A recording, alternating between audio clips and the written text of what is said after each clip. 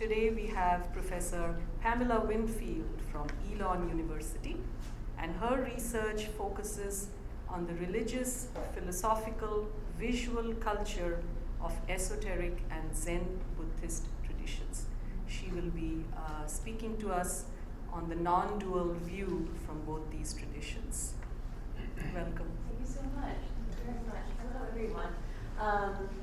Thank you for coming this afternoon. It's a delight to be here, and thank you for that kind introduction. I have a paper here, but I really don't want to read it.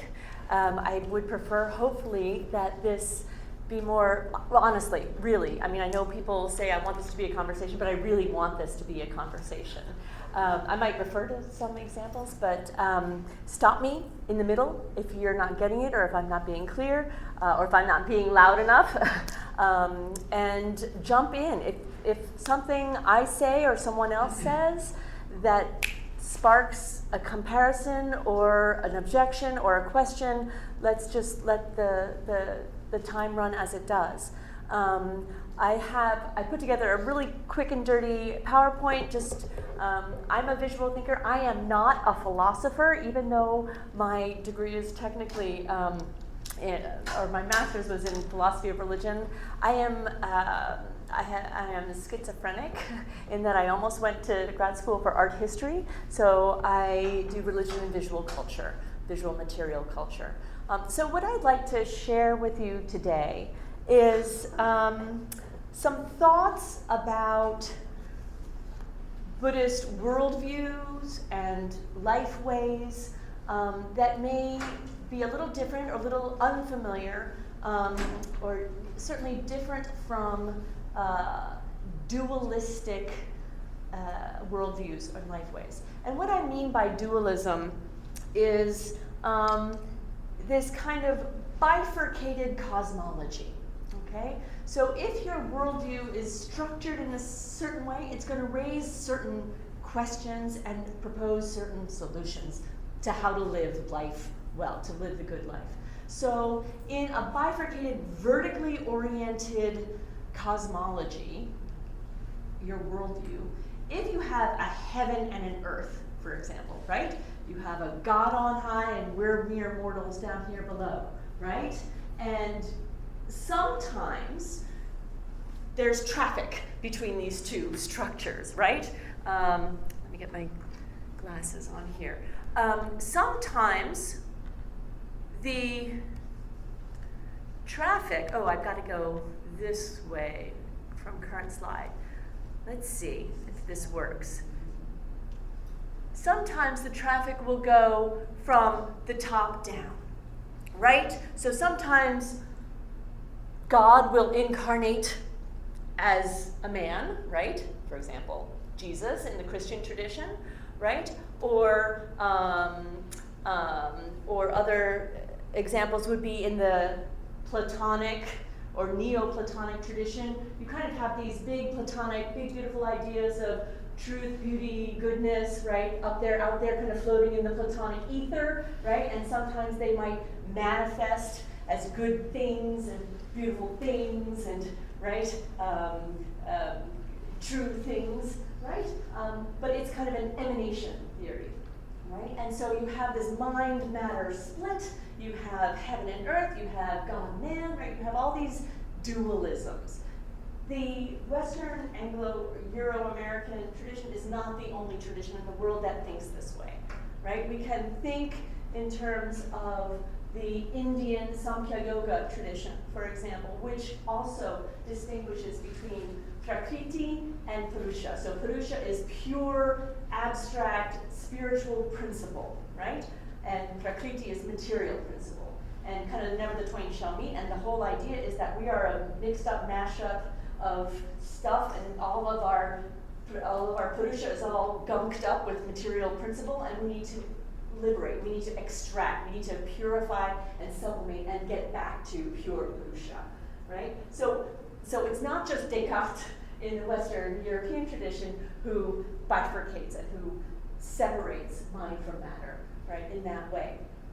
We can also think there are other traditions, a qualified dualistic tradition in the Chinese cultural context, right? Yin-yang, you have heaven, earth, and man in the middle, or the emperor in the middle who mediates between the two, and this kind of gendered binary or complementary opposites of yin and yang in the Chinese tradition. So there are other dualistic traditions that are out there. It's not just, I don't want to say ours, because I don't know where you all stand, right? But the Western European, Euro-American kind of very Christian-inflected, Neoplatonic tradition often has this top-down emanation theory. Jung, too, by the way, right? Carl Jung, Sigmund Freud's friend, collaborator, and erstwhile student, right? And then they split up. He theorized this kind of realm of archetypes, right? That would then kind of filter down into your individual unconscious and then would manifest either as dreams or daydreams or myths or mythic images of each individual kind of cultural idiom, right? So he's heir to that kind of top-down emanation theory. Occasionally, in the Western tradition, in a dualistic tradition, it goes from the bottom up, right? It can also be a constructivist system, right?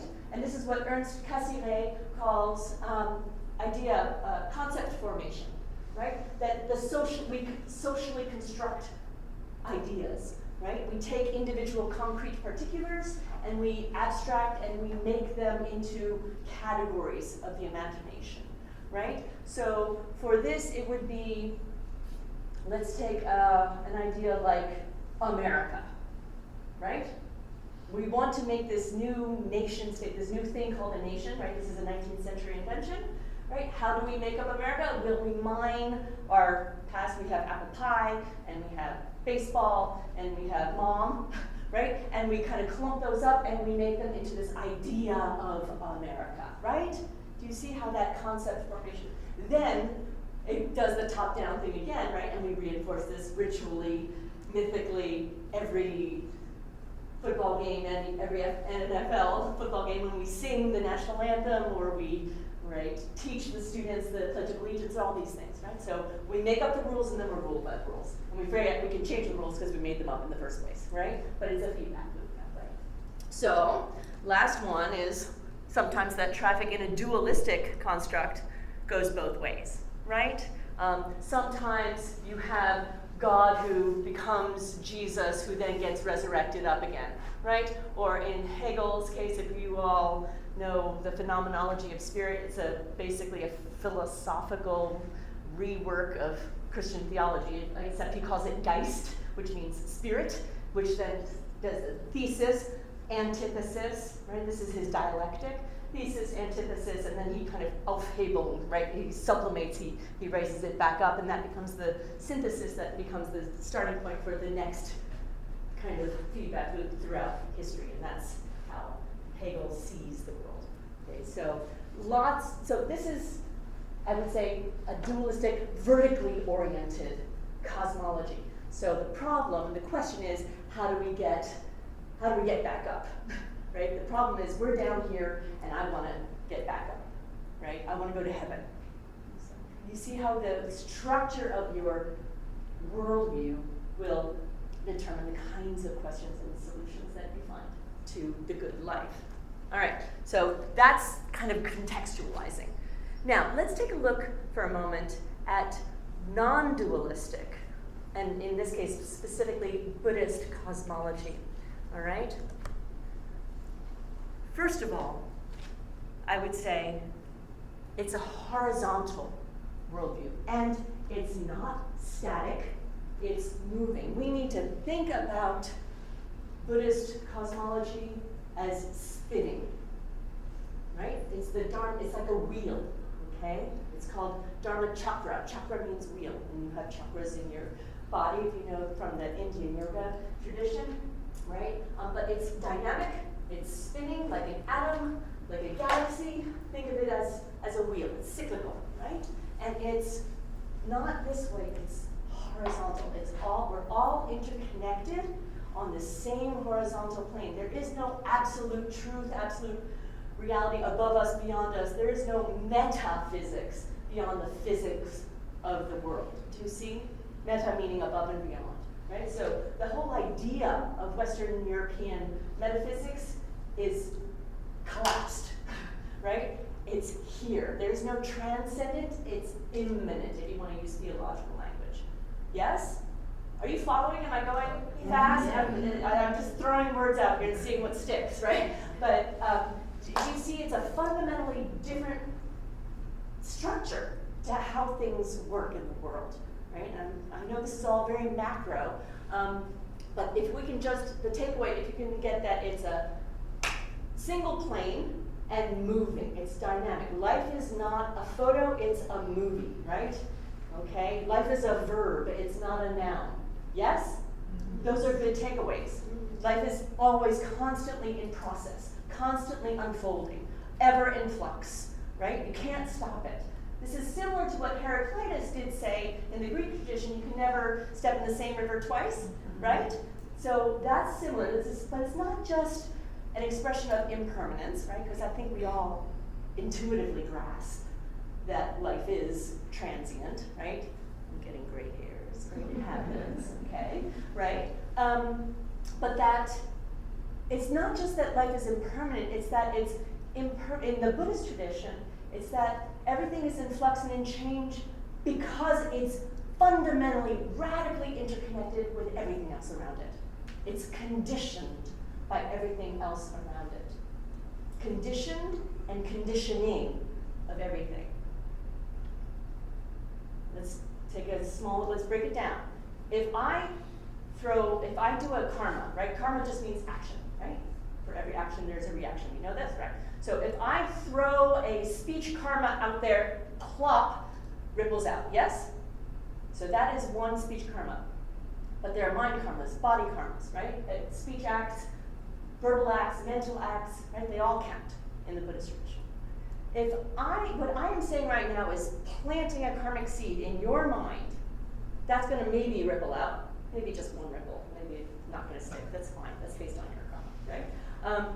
But you all have your own karmas too, and so you're throwing pebbles into the same pond too, and so no wonder the world is kind of topsy-turvy because we're all rippling off each other. Do you get it? Right? That's why life is difficult. That's why it's always changing. Yes? That's why it's not just one stream, it's that we're all co-conditioning one another's experiences. Interesting. Different take than my ego is down here and I'm trying to get back up. You get it? Okay. All right. So if that is the case, if I am not just this monad of the self, as Jung said, right? If I am actually fundamentally interconnected with you, you for some reason or other, God bless you, decided to show up today to listen to this. So there is some connection. I don't know. It's a strong connection, it's a weak connection, who knows, right? But there's something there. We're in the same space-time moment right here, okay? Who knows where that's going to ripple out, right? When I tell my kids, that's going to ripple out that way. Your experience here, maybe you tell two friends and so on, and they tell two friends, right? That wasn't all bad from Gloria, right? Right? So karma is scattered. And if you think logically to the full extent, that means, who am I? Actually, how far do I go? Yeah, you're with me? Maybe. Maybe. So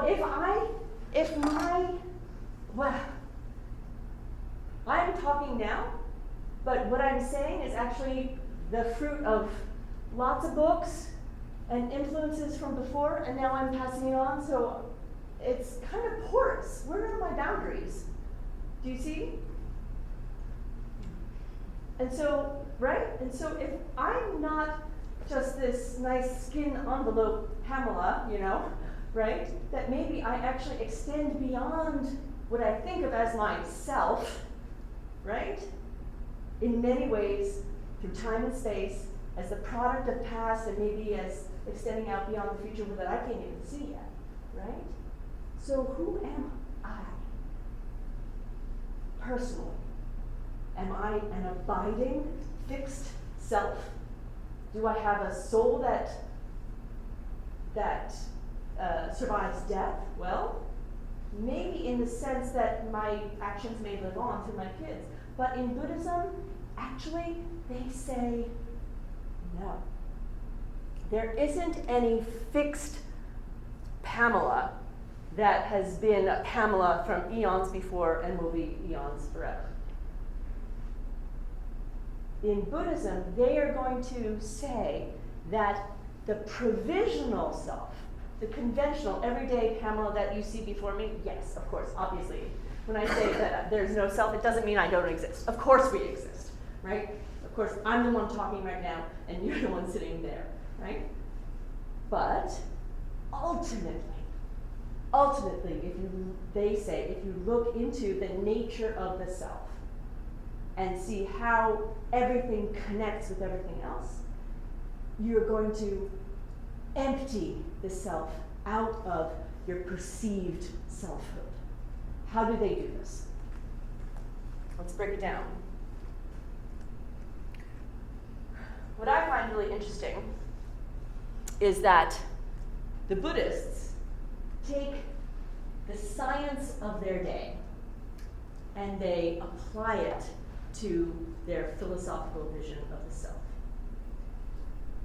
What they did was they took this new number 0 and applied it to themselves. Let's see.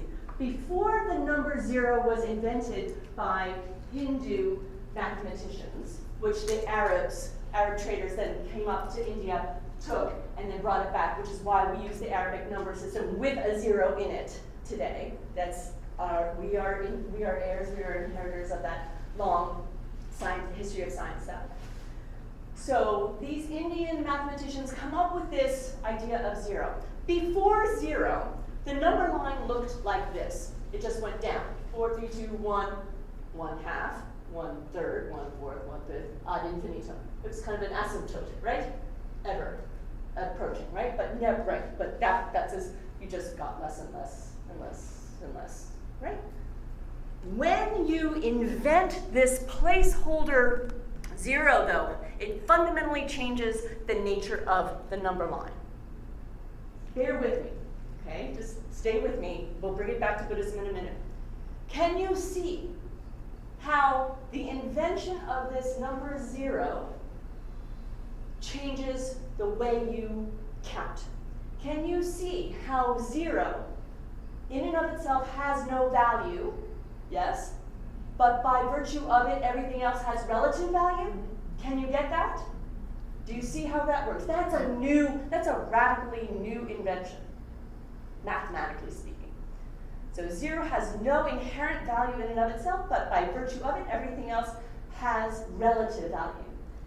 The Buddhists take that idea of 0, shunya, and philosophize it, turn it into a thing, 0-ness or shunyata, and they say, wow, if I can 0 out myself, that means everything else has relative value via me, by virtue, relative to me. Do you see what I'm saying?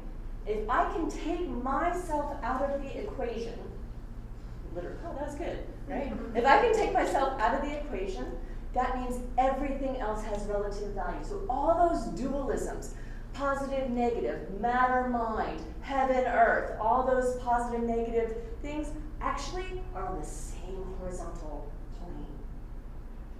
Because I've taken myself out of the picture. Yes? Do you have to have consciousness to find that 0? Good. Very question. What do you think?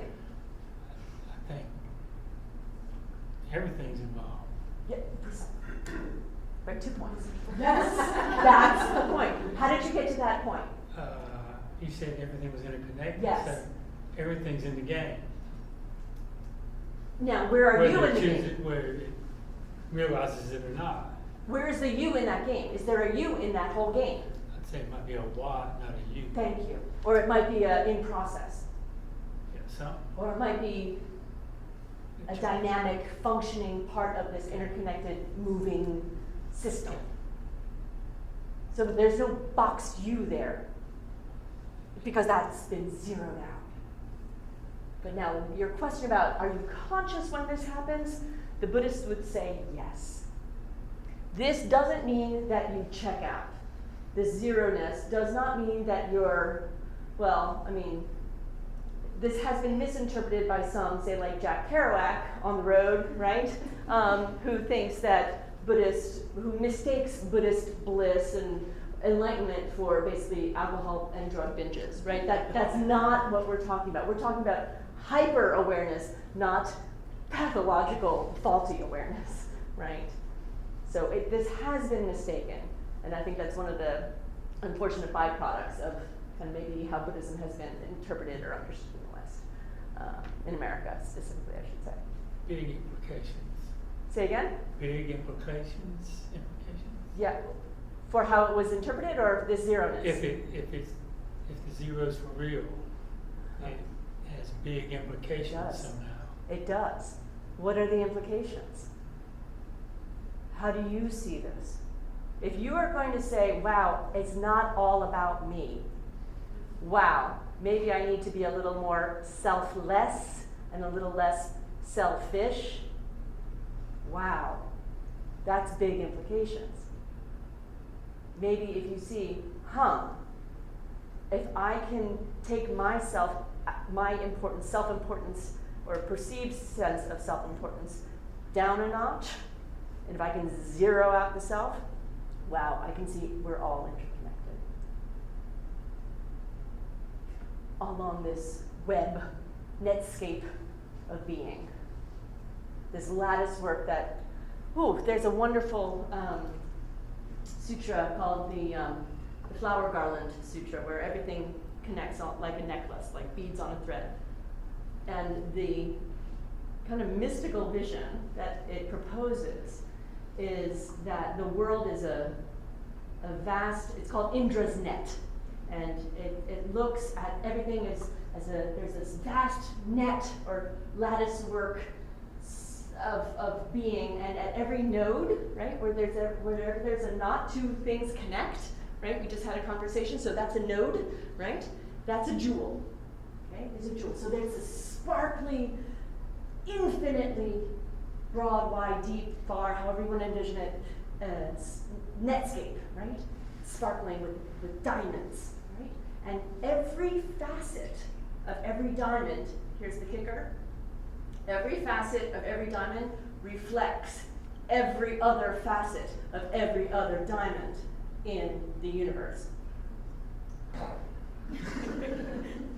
And it's like infinite regress, hall of mirrors. Think Russian dolls till you're blue in the face, right? It's crazy. But that's how radically interpenetrated, interconnected, interdependent we all are, they say, throughout time and space. So even though you can't see it right here, right now, we have very proximate karmic connections right now, but think about that hall of mirrors for time immemorial and time unimaginable. Yes? But the reflections don't go in every direction. The reflection of one facet goes one way. But that might connect with the facet that's gone. Mine. Let's be more concrete. What did you have for breakfast this morning? Croissant I had. Croissant. And that's salad. I was a French major. I was studying okay, good choice. Good choice. Where did that croissant come from? A friend bought it. Okay, friends, good. So you're dependent. Okay, keep going. From Google Earth, yes. Keep going. I don't know. They made it, They made it from. well, from flour and They butter. need flour. How do you get flour? Do you see? Yeah. You see? So ultimately, you're dependent on the earthworm and the sun, who's like germinated, who's fertilized that soil so that we could grow, so that you could get your croissant this morning. Right? So thank God for that earthworm. So you don't think about it because you have a croissant, right? Obviously. But if we were to trace back everything we do, first of all, we would go crazy, right? But we are, in that sense, what is now kind of nourishing your cells in your body, right, is dependent on that earthworm.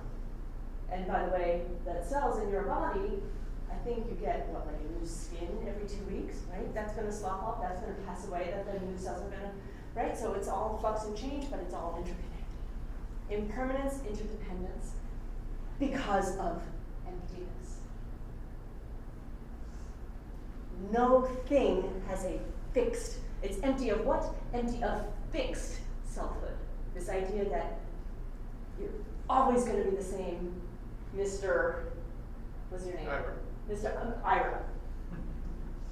Love you, Ira. On the conventional level, you're a great guy. Ultimately, the Buddhists would say, "Whew, you're all over the place." Karma is scattered. Being is scattered, interconnected, and constantly in flux and change. So that's a different kind of worldview.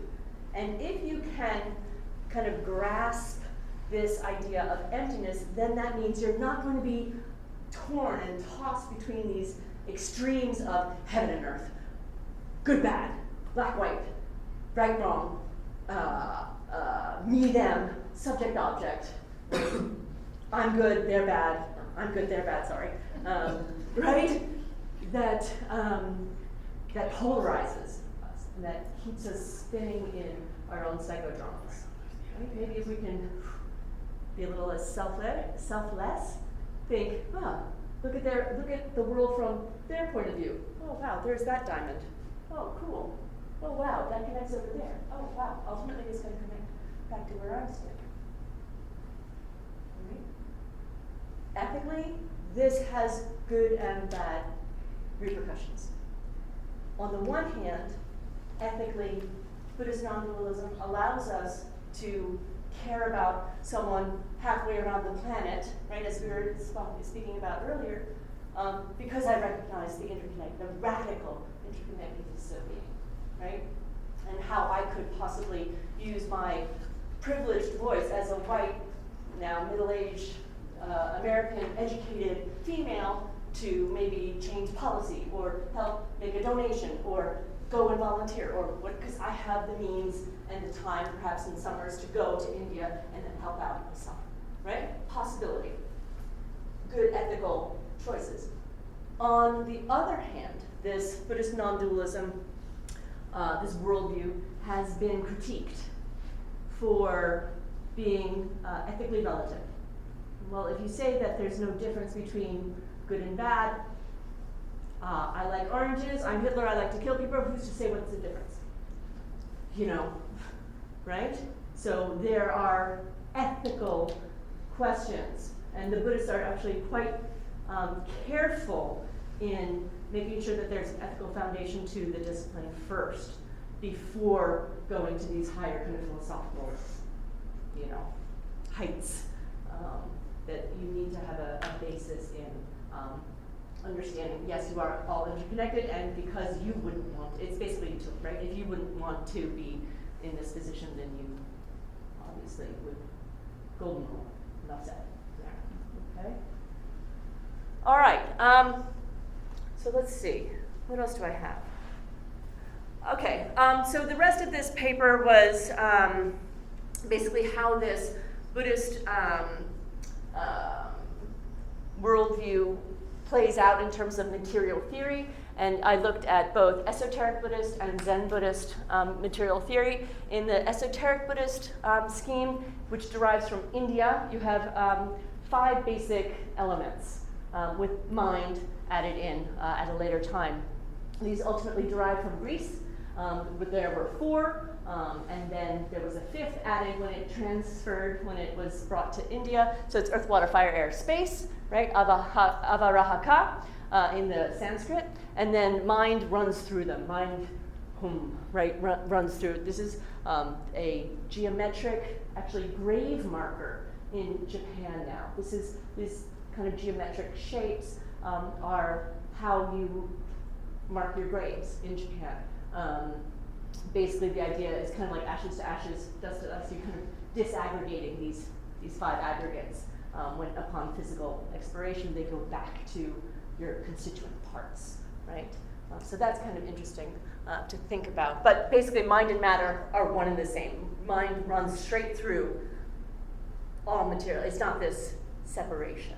Okay, so this is on the back of the 5-element stupa. You always get hum down all through all 5. Do you see? So that's kind of an interesting way of representing this idea of non-dualism. Mind is matter, matter is mind. And there are lots of other ways that is shown. For example, in architecture, right? This is a esoteric Buddhist stupa at Koyasan. It's massive. It's monumental.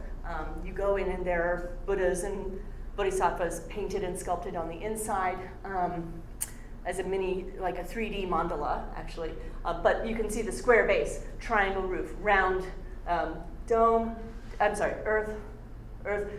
square, circle, what did I say? Square, circle, you can see it, right? How the architecture mimics that, okay? So that's in the esoteric Buddhist tradition. That comes into Japan from China. There was a Japanese study abroad student named Kukai in the 9th century, and he goes, actually late 8th, but then returns to Japan in early 9th century, and he brings this tradition, this esoteric tradition back to Japan at the time. Thank goodness he does, right? Because actually this stuff only survives in Japan, this middle Tantra period. It did not survive in China because of these Buddhist purges of 845. But this kind of esoteric Buddhism, eventually from a different lineage, is what we may be more familiar with the Tibetan Buddhist tradition. It's the Tantric Vajrayana tradition. Requires initiation. It's for advanced practitioners. So highly symbolic, highly ritualistic, a lot of smells and bells kind of Buddhism. Okay. On the other hand, the paper looks at another material theory that was brought back to Japan much later in the 13th century by a Zen master named Dogen. And here it's a different Chinese system of 5. You might say elements, but they actually don't say elements. They call them the 5 phases. And this really dovetails nicely with the dynamic functioning of things. And you can read this earth, water, fire, earth, water, fire, wood, and metal, instead of earth, water, fire, air, and space in the Indian tradition. In the Chinese tradition, this is a really interesting diagram that can be read either from the circle, from the arrows around the outside. This is the generating activity, right? Wood gives rise to fire, right? Obviously, like fuel. Fire gives rise to earth in terms of ash. Earth gives rise to metal, like mining ore. Metal gives rise to water. This one's a hard one, but think about condensation, how metal can give rise to water. And then water gives rise to wood, obviously by watering a plant. On the inside bunch of arrows, you can read this same interactive material theory to explain how things decay in the world, not just arise, but also pass away. So, for example, wood consumes the earth, right? Draws up all the nutrients, right? Earth consumes water in terms of like absorbing it, like a dam or just absorption. Water consumes fire, obviously, right? Puts out fire. Fire consumes metal. Where am I? Fire consumes metal this way, melting it, and then metal consumes wood, like chopping down an axe.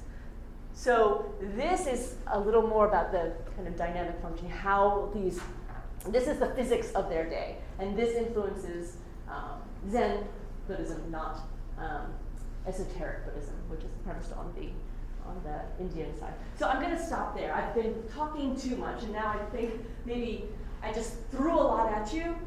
Thoughts, ideas, comparisons, objections. Thank you for yours. That was good. On the right there, those are all natural processes until acts, so that's not. Oh, now that's interesting. That's interesting. Another way that they talk about this, though, is they map these 5 phases, not 5 elements like stacked up things, 5 phases or processes. They map them onto the human body. They map them out onto the natural world, onto the planets. There's all this correlative thinking.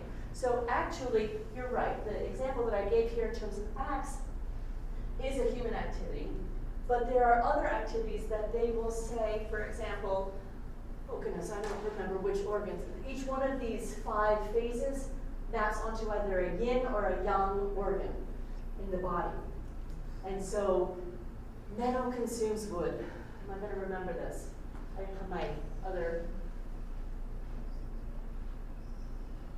I don't remember which organs these are. But you would say, for example, that if, let's say, your gallbladder is out of whack, that might be affecting your digestive tract, right?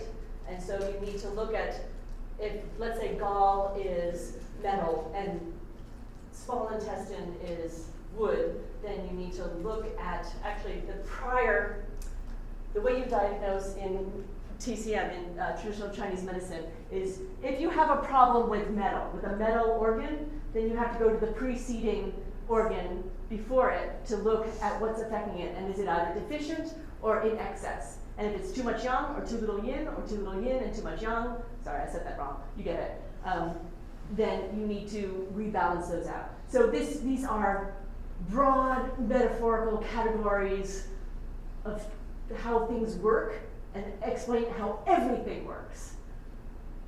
The human body, as well as natural processes like the planets, or colors, or seasons, or agricultural periods.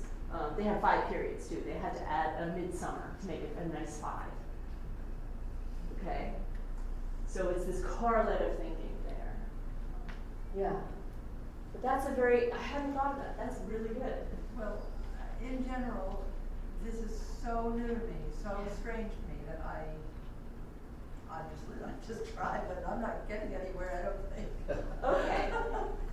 So how can I break it down? Well, not you. It is different. Familiar, I think. It's different. It's at least with this stuff, with the 5 phases, as it's applied to their medical theory. It's not a germ theory of illness. It's a process theory of illness. Something like the humors. It's a little bit like humors. And actually, there's been some really interesting literature by scholarship by Nathan Sivan on the Chinese side, and I forget who's on the Greek side, but they're looking at comparative medical systems. He's a historian of science, and specifically historian of medicine in the Chinese tradition. If you're interested in this, Nathan Sivan, Joseph Needham are your 2 go-to guys. Joseph Needham has like this multi-volume history of science in China. So that'll give you a good 5 to 7 years. That's a dissertation. Somebody needs to write a dissertation like just on Needham. But it's absolutely, it's different. It's this TCM business, this traditional Chinese medicine is preventative, but it's also more preventative, I would say, but also can be used as an intervention and curative as well. Also palliative, very good for pain. Yeah. I spent a lot of time meditating with Buddhists, but then I started taking Qigong, so Yeah. I learned about Taoism and I go on Taoist retreats. Obviously, So this I know is- that that's straight out of Taoism, but when Exactly. you were doing the horizontal, Yeah. you said it's all in flux, it's a verb. Yeah. My concept of the Tao is also that it is constantly in motion. It's not a thing. That's why you can't name it. That's right. It's yeah. Thank you It goes so through much that. for that. Okay, I have a couple of ideas. And I'm multitasking mentally, so let me stop. Think. Yes. Historically, when Buddhism came up out of India via the Silk Road into China, the very first Chinese translations of the Sanskrit sutras were by Taoists using Taoist terminology. So this shunyata business, right, this emptiness, was originally translated as the Taoist concept of wu, not. Wu wei. Wu wei, right? Like, it means non-action, but it really doesn't mean that you're not a couch potato. It's just that you're doing it effortlessly. It's become so second nature that it's like not doing it at all.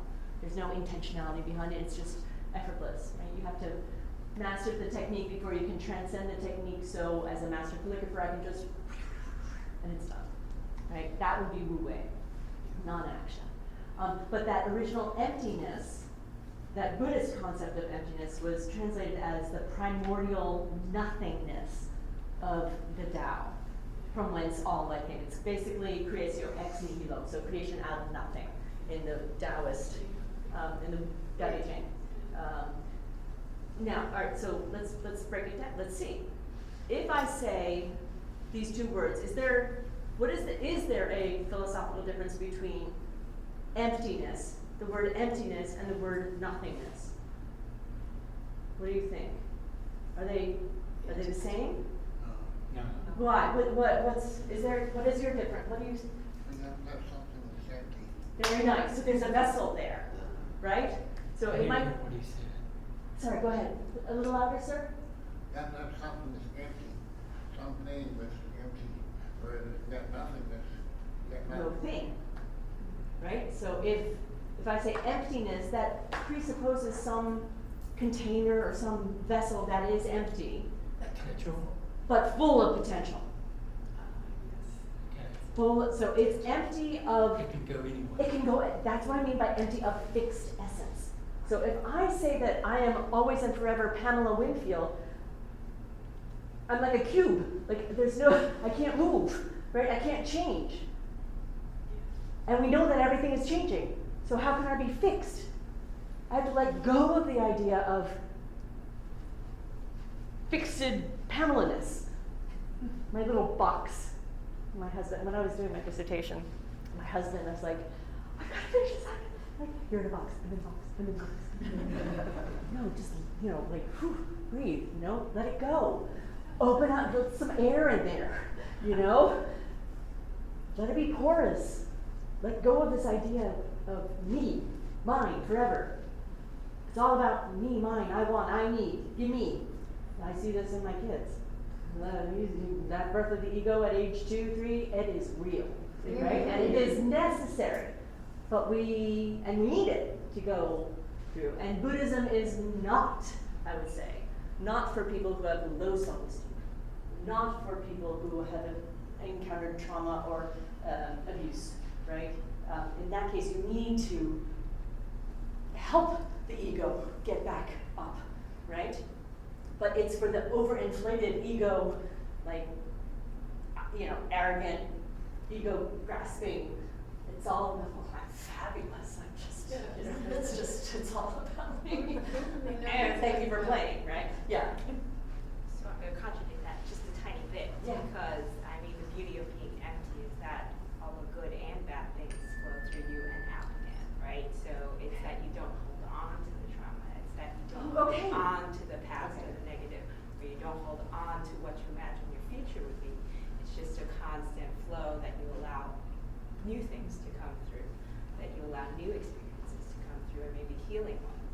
So I don't think it's necessarily that you have to discount it for that particular population or people. Right. I think the mindset itself can still be valuable. Great. Thank you. Thank you for that. I'm wondering, do you have perhaps any experience working with this, with traumatized youth or things I'm a like this? psychologist. There you go. Okay. So Buddhism has been used, I think, very fruitfully in for certainly clinical psychology, CBT, radical acceptance theory, things like this. We were talking about mindfulness a little before, and there are some interesting problems with mindfulness-based stress reduction, especially when you try to copyright it or register it as a trademark. So there's that. But I think you need to come at it from a healthy standpoint, right? Having the openness to accept new experiences, not holding on to the past, not projecting out to the future, right? Being in the now. This is absolutely what Buddhism is about, and it has been very helpful therapeutically, I think. for many people psychologically. Just the problem that I see with it is if people are constantly being told there is no you, there's no real you there, Atman, they risk perhaps having even lower self-esteem than they already have. That they don't matter, that they don't really exist anyway, so why should anybody care about them, or why should they care about themselves? That's the risk that I see.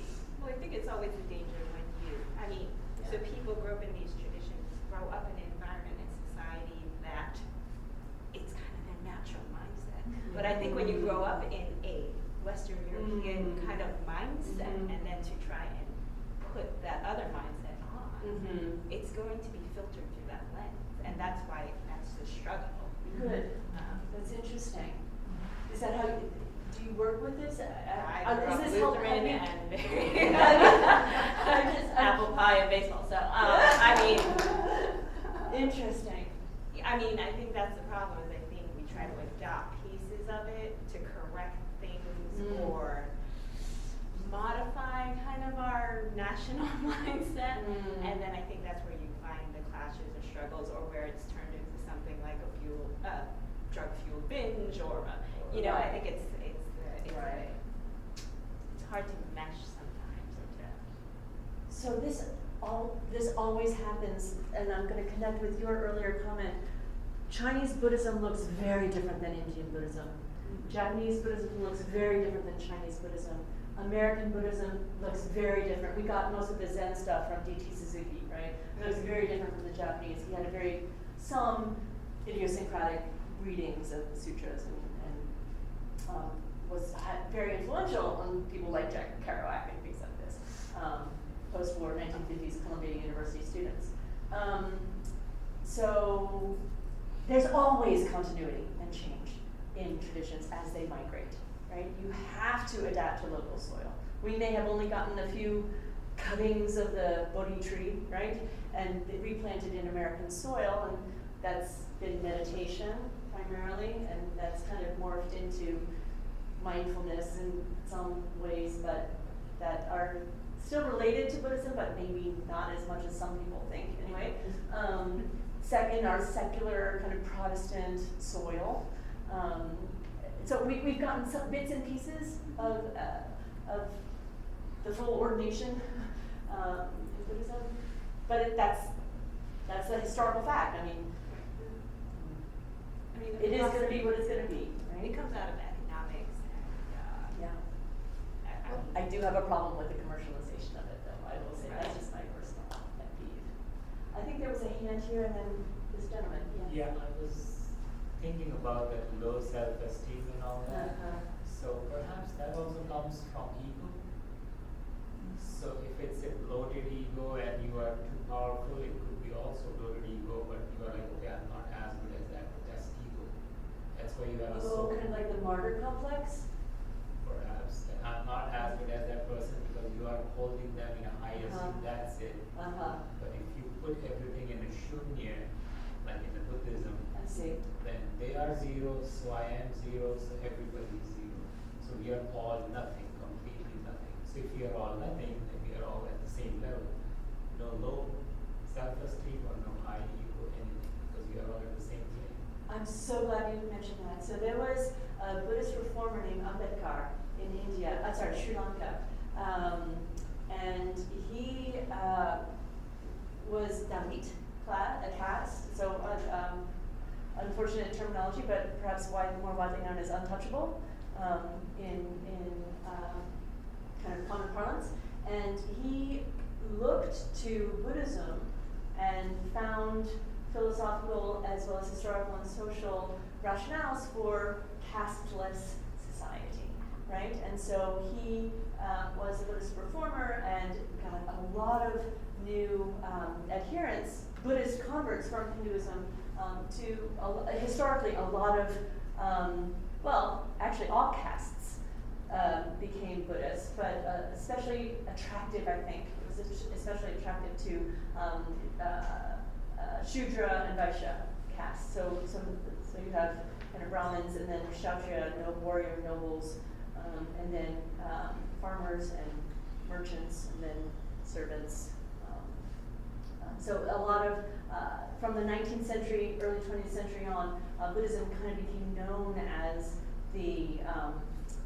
as an alternative route that rejected the very strict caste system that even, still in some ways, certainly for marriage and things like that, can still persists, even though it's technically like off the books, right? But the Brits can't do away with millennia of social practices just as it can. So, yeah, yes. Since you brought the caste things, I Yeah. just wanted to, I'm from India, so I perhaps know a little more.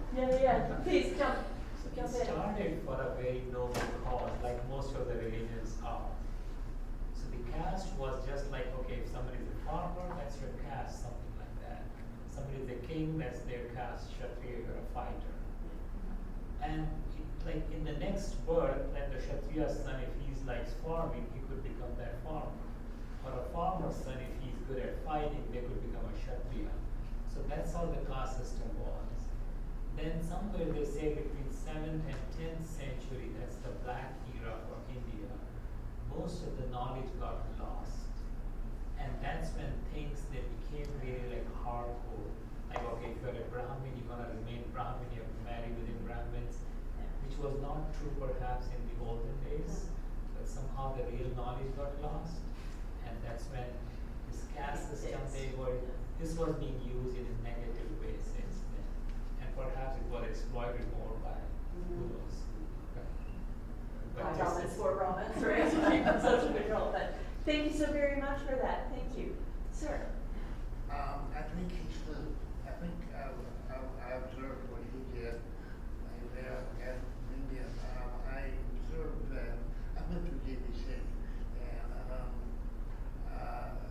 what we call low self-esteem isn't like zero self-esteem.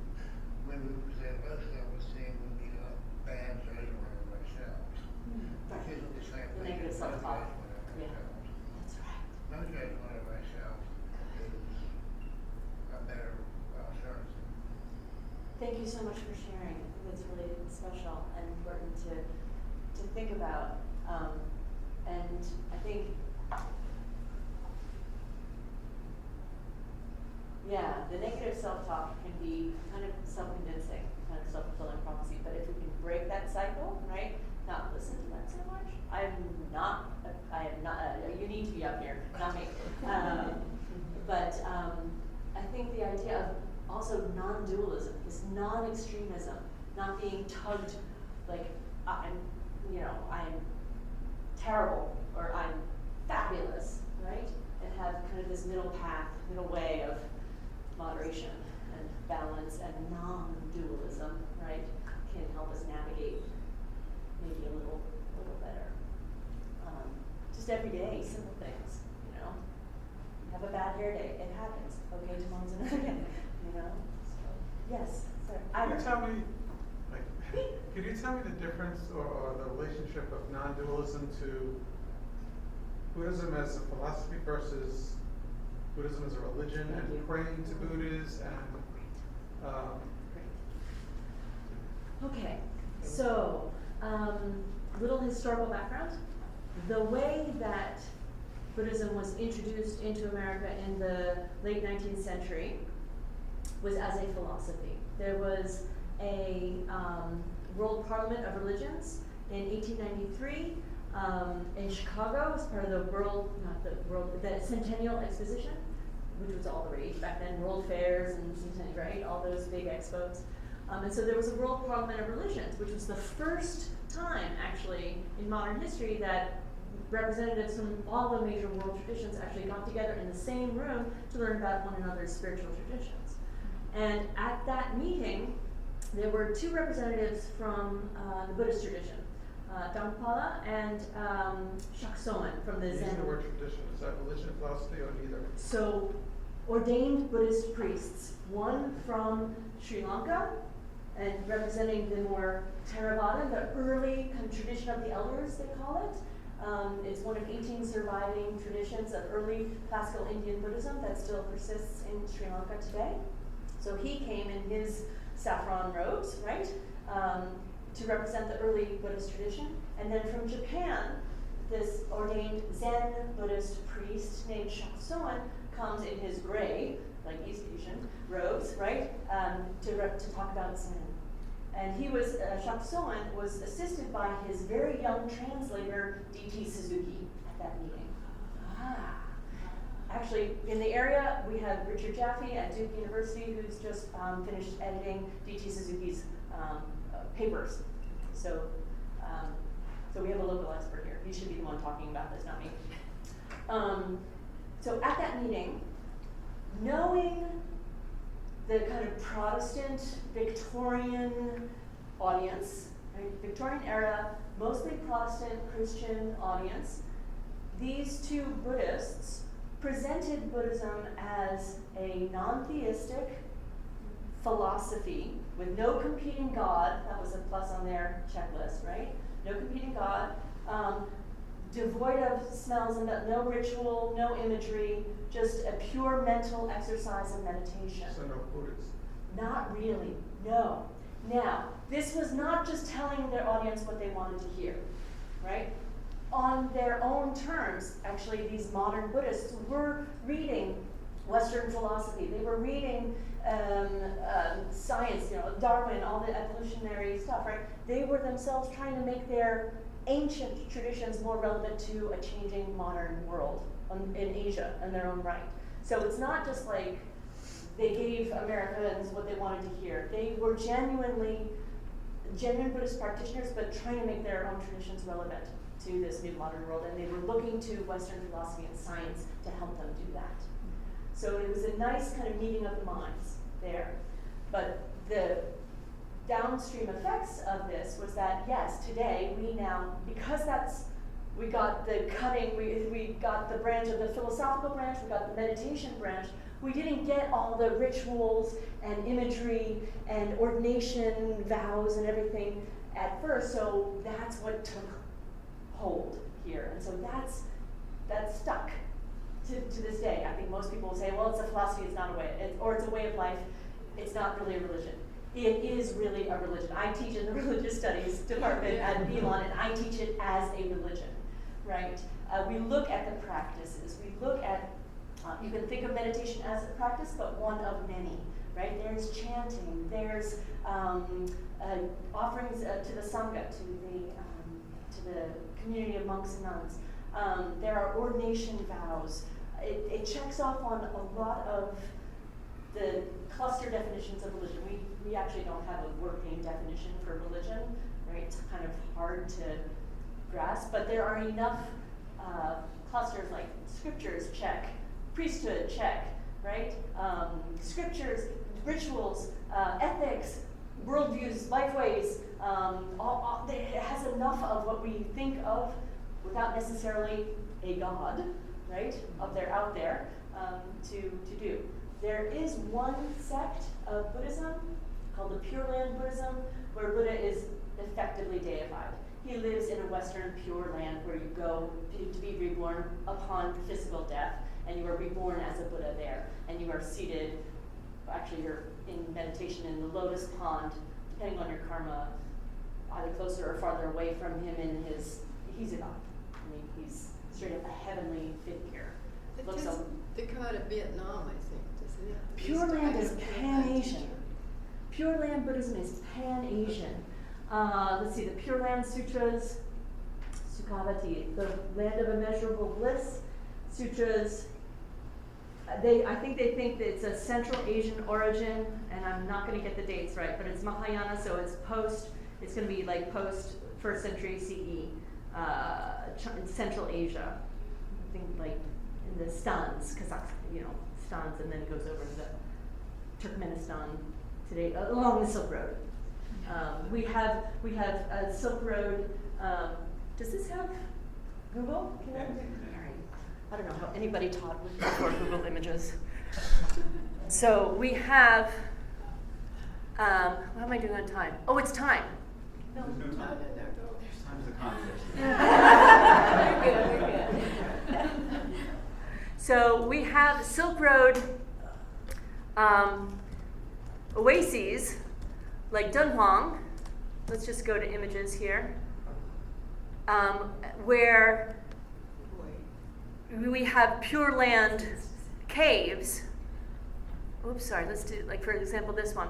So this is one of the oases along the Silk Road, stretching from the Eastern Mediterranean to Xi'an, right, the Chinese capital.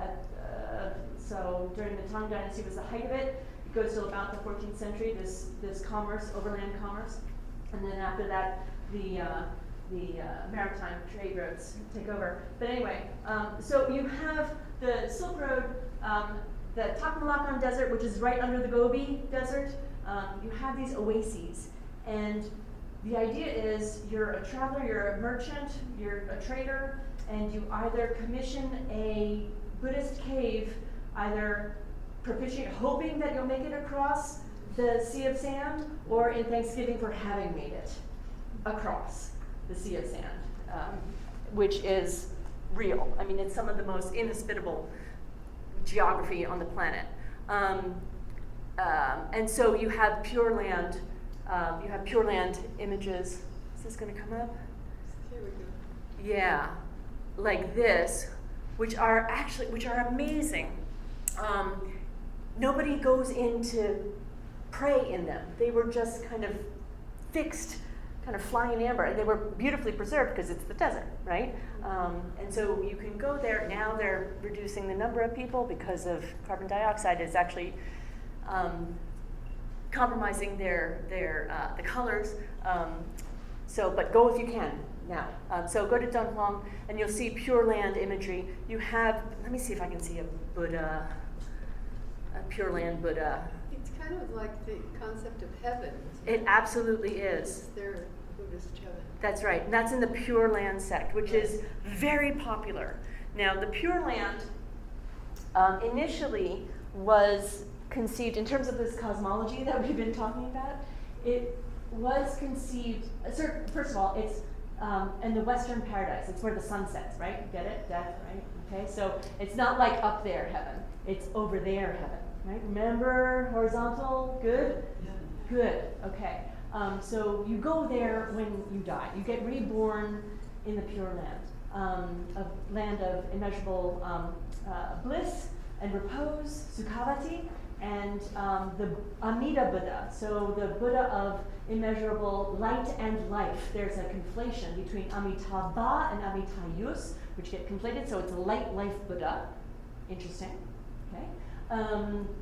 And you go there when you die. Now, depending on your karma, it's subdivided into it's divided into 3 registers with subdivisions, so you either get reborn in lower, middle, upper, so you can be lower, lower, lower, middle, lower, upper, middle, lower, middle, middle, middle, upper, middle, upper, lower, upper, middle, upper, upper. Okay, right? And clergy can go from middle, lower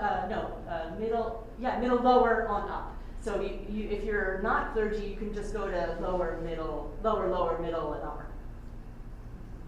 Which means you're farther away from Amida when you get reborn there. And the images of this are so cute. So there's this lotus pond in front of, you have Amida there with Kannon and Seishi, these 2 helping bodhisattvas, right? Auxiliary bodhisattvas helping Amida out. And then he has, I need to show you, what am I doing? I don't know if we can get this detail, but there's a lotus, let's see. Let's do the Taima Mandala. Taima Mandara. Let's see if we can get a big one so you can see some of the details. I don't know. For $26, I don't know. Let's see. This one, whoops, looks fairly. Oh, good. Okay, so here can we get some contrast with the lights? I don't know. Can you see what I'm doing here? Is that a little better? Okay, so here we have Amida Buddha. And here's Kannon and Seishi on either side, these 2 helping bodhisattvas. They are placed within this palatial setting here, and this is actually contemporary, it's called Shinden-zukuri architecture, which was the basic aristocratic palace villas. They're taking their most beautiful architecture and they're extrapolate, they're putting it up or over there into a heaven where Amida is going to be, right? You have these flying apsara Buddhist angels, and their silken scarves are floating in the fragrant, perfumed air, and you have these jeweled trees down here, and in front you have of his kind of courtly, he's holding court, you have this lotus pond here. And this is where the newly reborn souls, for lack of a better word, because even though it's Buddhism and you're not supposed to have a self, in East Asian Buddhism, because of Confucianism, you basically do have ancestors, so it stays. It's complicated. Anyway, let me see. Let's see if we can get this. This looks like it might be a good detail. In the lotus pond in front. Oh, no. Okay, you have these little heads poking up from the lotus, so you have these lotus buds that are coming up, right? And you have these little heads kind of crowning out as they're being reborn into the Pure Land. It's kind of, I don't know if we can, here's one over here. This guy has been reborn. This guy has been reborn. I don't know, I can't really see closely, but you have sometimes these little heads poking up and out. So this is a very kind of, it's a heavenly Buddha, absolutely. So this is a very long-winded response to your question, I'm sorry, let's get back to it. There is a religious practice. It sounds like the Pure Land idea of deity is Yes. in conflict with the non-duality of Yes. nothing above and nothing below. It is. It absolutely is. This is a Chinese, but then Pan-Asian, because Chinese influence goes everywhere, Pan-Asian Sinified form, East Asian form of Buddhism. And it's basically because of the mashup with Confucian filial piety and ancestor worship there. So you stay on. The Pure Land initially in India, in the Sukhavati Sutra, in the original sutras, is originally considered to be kind of a way station, a stop-off point to full enlightenment, right? But then the Buddhist mathematicians figured by 1052, the age of the degenerate Dharma was going to start. Just in case you're wondering. So we're now in the age of so they're world ages, right? It's cyclical, right? Days come and go, lifetimes come and go, world ages come and go, right? So the Buddha that we know is the Buddha of our world age, but there will be a future Buddha for next world age. Anyway, we're kind of coming down to the last spin of the wheel. We're at the degenerate age of the Dharma now. And so in this degenerate age, we just have too much karmic gunk, and so we need to, we can go to the Pure Land to await the next world age so that we can get full enlightenment. That was originally, it was kind of like a pit stop on the way to full enlightenment. I've never said that before, but it's kind of the way it was, right? Then ultimately, throughout the centuries, the Pure Land itself became the destination that you wanted to get to after death, right? You wanted to be reborn, and that was tantamount to becoming a Buddha. And in fact, in East Asian Buddhism, China, Korea, Japan, when you die, you become a Buddha. You're called Hotoke in Japanese. You get a Buddhist name. It's called a kaimyo. And on your death tablet, your Buddhist name is inscribed. So you are reborn as a Buddha in Pure Land. Okay. So there are lots of practices, but none of this stuff came over in 1893 with the Zen tradition, right? We didn't get that bit, right? But it's there. There's a rich and incredibly symbolic and fascinating ritual, practical, ethical, mystical, experiential dimension to Buddhism that doesn't always get talked about as much as mindfulness or whatever. Yeah. Is that a thought over here? Yeah. You were talking earlier about everything being interconnected or interreflected. Yeah. does the Buddha step out of that, or just realize that it's going on? You know, how can a Buddha escape the interconnectedness? It seems like it did. It would create duality again, the interconnectedness in the Buddha. You nailed it. You nailed it. So the major difference between the early Theravada tradition of the elders that still continues today in Sri Lanka, and the later Mahayana, greater vehicle form of Buddhism in East Asia and Japan that I study, is that the early Buddhists, now this is from the Mahayana, later Mahayana perspective, they accuse the early Buddhists of creating another duality, like you said, right? That nirvana is good, and samsara, this wheel of suffering and this never-ending vicious cycle of reincarnation, is bad. But nirvana is good. That's the escape. Stop this wheel. I just want to get off. Right? And the later Mahayanists say, hang on, you are creating another extreme dualism here. Good, bad, right? And so the later Mahayanists say, we need to get a middle path between these two extremes of nirvana and samsara.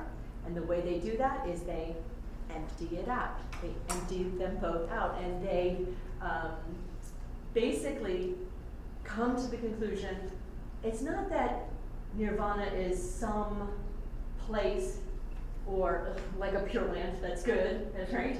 So the pendulum swings historically. But it's not that nirvana is good and samsara is bad.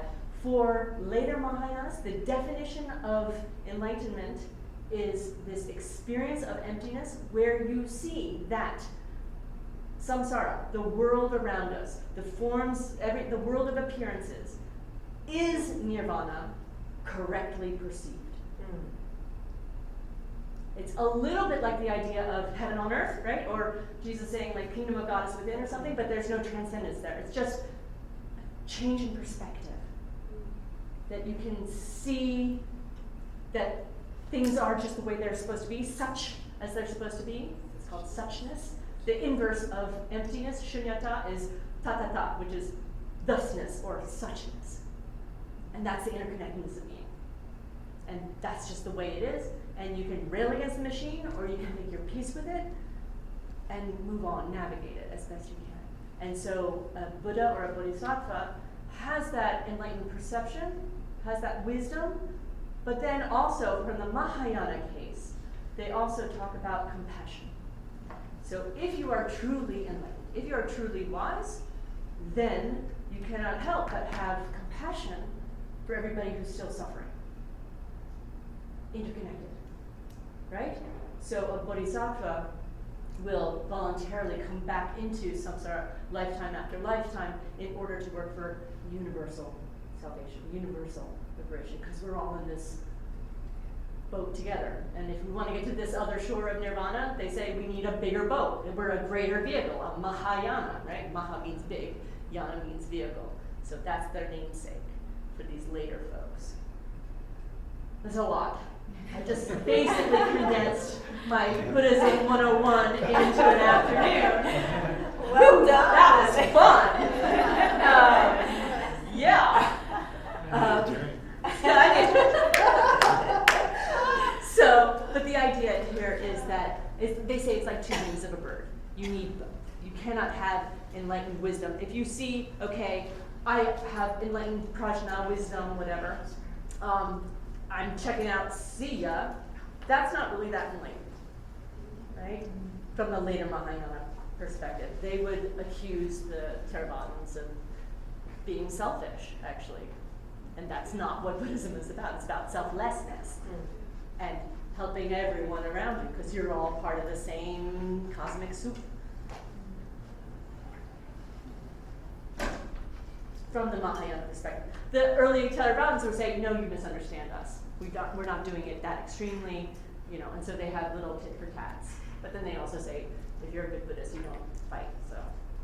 But then there were plenty of Buddhist soldiers too, historically, so I don't know what to say about that. Too much, I think, too much. I think this is enough for today. I feel like We're going off. We're peeling off here. Okay, we got another question.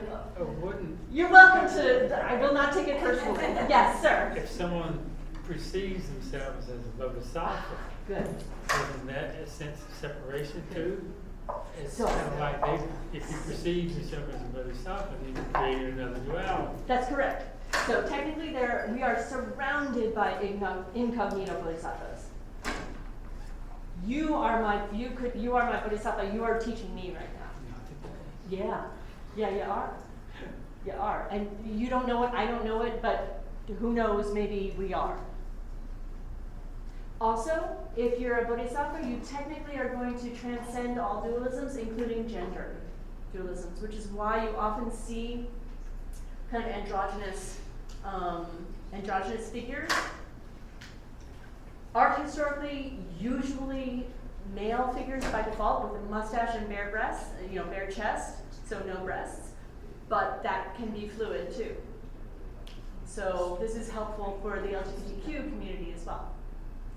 One more question. Yeah. When you said the interconnectedness, does that also mean everything is intra-created? Okay. Keep going, keep going. What are you That's it. thinking? As far as I can get.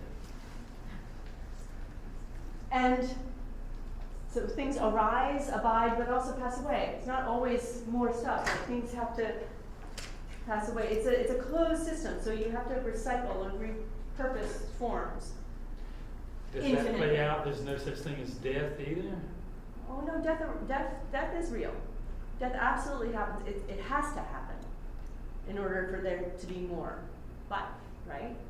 I don't know. If you have constant flux and change, If it's constant, there's no coming to an end. If there's no coming to an end, okay, there's no death. okay, that's a Taoist perspective. The Taoists talk about immortality as their goal. That means growing old without ever dying. So the Taoist images are all these all little, old men and long beards and tall heads and hair sprouting out of moles and stuff like that. They're really they're Yoda. They're Yoda. Yeah. So that's the Taoist view. And now there's a lot of Taoism in Zen, for sure, Zen Buddhism. But that's the Yoda model. Right? The Buddhist model is more this is the 5 phases, right? Things come and go. Things come and go. And the immortality beliefs of Taoism and all the alchemical stuff that involves was not part of the Buddhist tradition. That broke off. That was separate. Taoism was more shamanistic until it took Buddhism in. That's right. And then it changed a lot when Buddhism got there. That's right. So there was a mutual cross-pollination there too, right?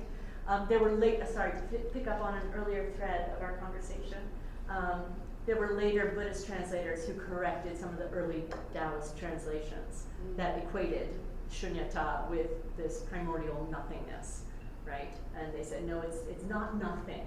It's zero-ness, which means everything actually is relative.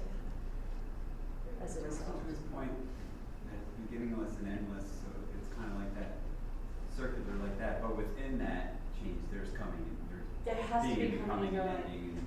It's premised on an agricultural model, right? Look where it's being grown. It's in India. It's monsoon season, right? There are harvests. There are cycles to the year. It's this way. But that's why there's no death. The circle was never broken. It's a closed Keep- system, yes, but circle. within that circle, there has to be death to be new. There's rebirth and relife. Rebirth, redeath, rebirth, redeath, rebirth, redeath, rebirth, redeath. But death and rebirth are 2 different things. That means it's a dualism again. From a Buddhist perspective, they say that a birth, that the moment, like right now, every moment that I'm alive is the death of the previous moment.